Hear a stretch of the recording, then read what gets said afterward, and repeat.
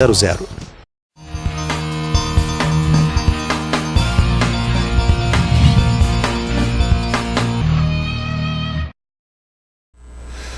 Muito bem, nós estamos retornando nosso Vai da Ação hoje com nosso especialíssimo convidado, João Batista, Pedro Estilo. É que o João Batista nos tem dado também a honra de nos acompanhar aqui nesse programa. Já disse umas 10 vezes que ia embora, mas ele está ficando porque a entrevista é simplesmente maravilhosa. A Adriana Schuch, que nos acompanha, faz uma pergunta para o Pedro. E eu endosso a pergunta e também realmente bastante interessante. Obrigado, Adriana. Pedro, como foi a tua experiência de levar seus textos para as crianças da rede municipal de ensino? Bom, foi uma experiência muito interessante que foi patrocinada então também pela professora Patrícia Franz, da EMEI Santo Antônio. Santo Antônio. Ela me fez um convite num determinado momento e eu não aceitei, porque a minha literatura não é para criança. Né? A minha literatura é uma literatura adulta, é uma literatura com passagens picantes, é uma literatura, né, mais porrada, assim, né, nesse sentido. Mas ela insistiu, né, que poderia fazer uma coisa lúdica, que poderia fazer uma coisa com sonoridade, com violão, por exemplo, né? E aí eu pedi para a professora, e nós ficávamos discutindo isso na internet, no grupo Montenegro RS, inclusive com a intervenção de outras pessoas, uns dizendo, vai Pedro, outros dizendo, não vai Pedro. Foi bastante interessante aquele momento ali. Mas então eu pedi para a professora um embasamento teórico. Se existia um embasamento de algum, né, um professor que tenha estudado isso, esses gurus da educação, né, esses Paulo Freires da vida, né, se tinha, e ela me mostrou, né, que a criança ela vive o momento, que a criança não tem que guardar, né, ela não tem que ler alguma coisa, ela tem que vivenciar a sonoridade, por exemplo, de um poema, a sonoridade de um parágrafo, a sonoridade de uma música, né, a intervenção humana do escritor lá dentro, fazendo parte, né, e foi muito interessante, porque as crianças trabalharam fundamentalmente o livro das fraquezas humanas e o breviário profano, que é aquele livro que o IEL lançou, que não está aqui. E aí as professoras faziam cartazes e eles então liam aquele poema, né, na idade deles e traziam experiências familiares em que tinha a ver com algum sentido ou alguma palavra que o poema estava dizendo. Foi uma coisa muito interessante, muito interessante. E eu saí de lá convencido de que eu posso trabalhar com crianças pequenas uma literatura complexa, né, desde que feito que os professores façam um trabalho que não é um trabalho de exigência literária, é só um trabalho de relacionamento humano, fazendo com que a palavra escrita, a palavra lida, a palavra cantada faça parte do cotidiano, do momento daquela criança. Só. Porque isto vai fazer com que no futuro a criança tenha na palavra algo de importante para a sua vida. Então, respondendo para a Adriana, foi muito gratificante, muito louco, muito diferente e que, se for convidado, devo repetir. Muito bem. Muito bem, Adriana, acho que está bem respondido, né? E Pedro, eu queria te fazer uma pergunta de novo. O Vida Fora da Gangue, né? É para adolescentes, é para... E eu vi assim que o SESI te busca, o SESC, aliás, é justamente... Alguma coisa, uma experiência tua que tu está trazendo para os nossos alunos? Ele é um livro que fundamentalmente fala sobre amizade.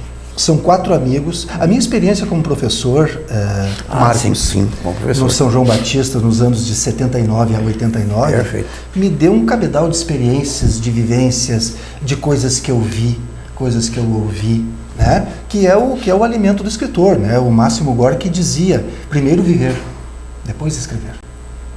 Eu não posso, de um saco vazio não vai sair nada. Eu preciso primeiro ter a experiência de vida. E eu tinha uma experiência com alunos, né? E com adolescentes. Então são 4 amigos que fazem um jornal na escola, e eu tinha também essa experiência. Eu era professor representante dos alunos, eu vivia naquele grêmio estudantil, vivi dramas de alunos, vivi alegrias de alunos, eu vivi tudo o que é possível viver numa escola, praticamente eu vivi. Né? E quis trazer essa experiência. Então são 4 amigos que criam um jornal na escola, são muito amigos, então tem um relacionamento amoroso entre eles, e tem um relacionamento com as drogas. E o título significa isso: como pode haver vida fora de uma gangue. Né? Então ele é um chamativo para este momento crítico que nós estamos vivendo, né?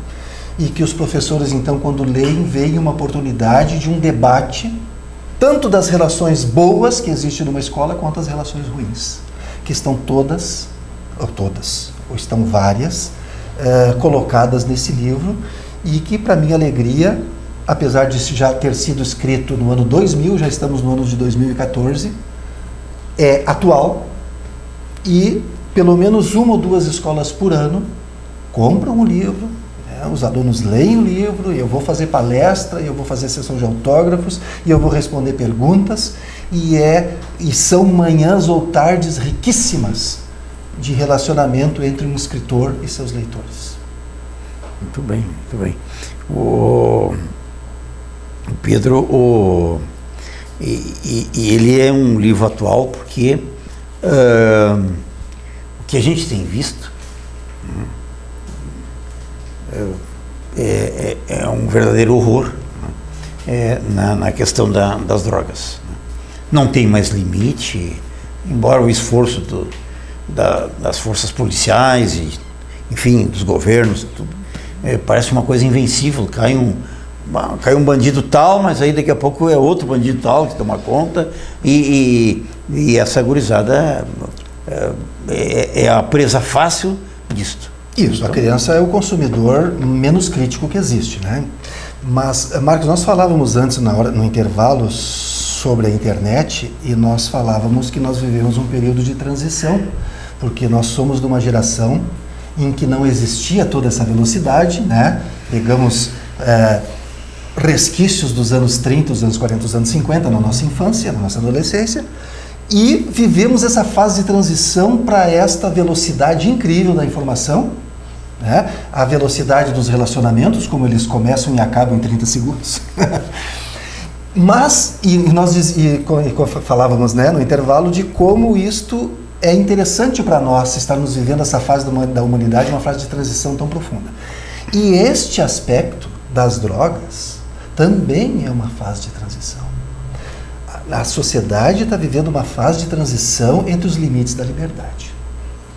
Tanto lutamos pela liberdade nos anos 60, nos anos 70, era o ícone. A liberdade é a palavra ícone, a palavra-chave para tudo o que aconteceu na política, na economia, e tudo o que aconteceu, né, na própria ciência. Liberdade de manifestação, liberdade de pesquisa, liberdade de saber. Liberdade de saber. Né? E de experimentar. Esta liberdade de experimentar, que nós tanto endeusamos, né, nos levou a este momento que estamos vivendo agora, que é um momento de transição, com o qual nós não sabemos lidar. Não sabemos. A nossa geração não sabe o que fazer. Então, estamos tentando polícia, estamos tentando liberação das drogas, estamos tentando um monte de coisa. Mas a gente, na verdade, lá no fundo, nós não sabemos o que fazer. Eu coloco que só o tempo e as diversas experiências e os diversos refaz, vão nos levar a um arremedo de solução, um paliativo de solução. A humanidade sempre cresceu, sempre evoluiu, errando, morrendo, renascendo das cinzas, sempre foi assim e sempre será. Então não adianta nós querermos resolver um problema tão complexo como o problema das drogas em, vamos supor, 5 anos, ou 10 anos, ou 15 anos. Ele é um problema que vai perdurar muito tempo, e talvez nós cheguemos à conclusão no futuro de que nós temos que conviver com isso como convivemos com as bactérias, como convivemos com os vírus, né? Nós vamos ter a humanidade que vai escolher não fazer, e nós vamos ter a humanidade que vai escolher fazer. E aí a sociedade vai criar seus mecanismos. Mas isto é um processo. Nós não temos como atropelar o processo. Claro que nós temos que discutir, que nós temos que debater, que nós temos que ouvir quem é contra isto, quem é a favor daquilo, nós temos que ouvir todo mundo. Mas nós temos que tomar decisões a partir de consensos, né? O conflito na hora da discussão e o consenso na hora de tomar a decisão. Mas acho que nós vamos conviver com isso por muitos e muitos anos, se não eternamente. O Pedro tem razão, nós tivemos, Pedro, alguns meses atrás, a presença ilustre do Dr. Franzak, o nosso líder antitabagismo. Sim. E ele coloca, de uma certa forma, assim, com felicidade, que hoje apenas 15% da população é fumante. Quando já foi? 50% ou mais. Ah? Então, como tu coloca muito bem, né? Vai ser uma escolha, vai ser a sociedade tratou esse assunto. Né? Um amigo meu me lembrou, lembra do Marlboro, das propagandas do Marlboro, que aquilo, que o cavalo, coisa e tal, o cara que estava do Marlboro lá acabou morrendo nos Estados Unidos em razão da sim, o cara que fazia propaganda. Exatamente. E como tu coloca, a droga vai ser a mesma coisa, ela vai ser fruto de um debate muito grande, né? E até de conscientização. Mas muito bem. Mas é a fase de transição, né? Nós estamos vivendo sem dúvida, justamente, sem dúvida. E por isso essa dificuldade em lidar com isso. Né? A própria liberdade sexual também teve seu momento, hoje menos, mas ainda discutível. Perfeito. Né? Nós vamos longe nisso. E o Pedro me lembra uma coisa que eu sempre digo, alguns menos desavisados, ou mais afoitos, né? Dizem, o Brasil precisa de uma guerra. Não precisa de guerra nenhuma. Nós todos os dias vivemos uma revolução. Eu digo que nós vivemos isso que o Pedro colocou agora. Nós temos a informática, nós temos todo dia uma revolução. Não precisa pegar em arma. Nós estamos vivendo uma revolução tecnológica, de conhecimento, de cultura. Então não precisamos de guerra. Não, se passa por uma guerra, não precisamos disso. Ninguém precisa disso, absolutamente disso. Nós precisamos justamente essa revolução de conhecimento, de cultura, o que Pedro coloca bem que o que nós temos, nós precisamos evoluir. E algumas coisas no Brasil, elas são desproporcionais. Nós temos um país com muito conhecimento, com muita cultura, claro que falta mais investimento em educação, falta uma opção de coisa. Mas, ao mesmo tempo, nós temos algumas coisas que nós não podíamos mais ter. Alguns vícios, alguns procedimentos da nossa legislatura, dos nossos executivos, que já não podíamos mais ter, nós já tínhamos que ter mais evoluído. Nós crescemos em algumas coisas, o Brasil faz avião de primeiro mundo e, ao mesmo tempo, nós estamos aí votando em palhaços para a legislatura nacional. Então, esse acompanhamento nós vamos ter que ter. Esta evolução nós vamos ter que ter. E o livro, a educação, a cultura é uma coisa. E aí, Pedro, tenho certeza que tu te agrega a nós, aqui o nosso progresso, na campanha da nossa biblioteca. Um pedido aí para o nosso executivo municipal de que acelere o processo. Aquele templo da cultura não pode ficar como está. Né? Nós precisamos reabrir a nossa biblioteca. Né? A importância de biblioteca é chovendo molhado, né? Não vou falar sobre isso porque é desnecessário, né? Mas assim, nós temos que olhar a biblioteca. Não tem cidade no mundo, né, que se julgue e que tem um título como o nosso, de Sociedade das Artes, Cidade das Artes, e que se julgue uma sociedade que quer evoluir, que quer valorizar a educação, que quer debater com profundidade todos esses problemas que nós temos e que vamos ter toda a vida. Nós vamos passar a vida debatendo problemas. Resolve um, surge outro, mas isso é a vida.